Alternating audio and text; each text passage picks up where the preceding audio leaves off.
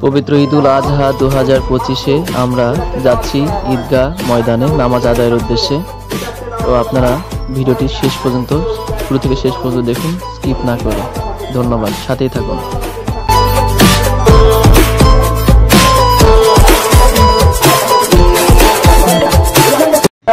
আমরা অবশেষে চলে আসলাম ঈদগাহ ময়দানে নামাজ আদায়ের উদ্দেশ্যে।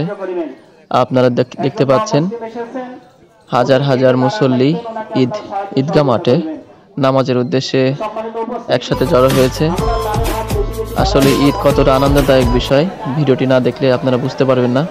আর গ্রাম অঞ্চলের ঈদ টোটালি আলাদা, এবং গ্রামের সকল মানুষের সাথে একসাথে নামাজ আদায় করা যে শান্তি, সেটি আসলে শহর এলাকায় লক্ষ্য করা যায় না।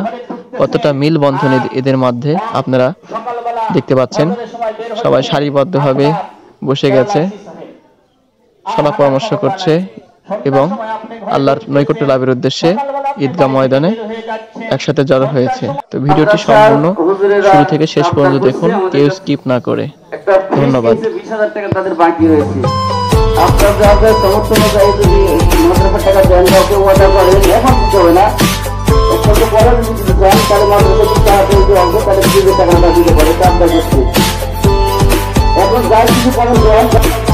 আপনারা দেখছেন মুসল্লিয়ান সারিবদ্ধভাবে বসে পড়েছে এবং সকলে জামাত হয়ে ঈদগাহ ময়দানে মিলবন্ধন হয়েছে একসাথে, এবং তাদের মধ্যে পারস্পরিক কতটা আন্তরিক, ভিডিওটি না দেখলে আপনারা বুঝতে পারবেন না।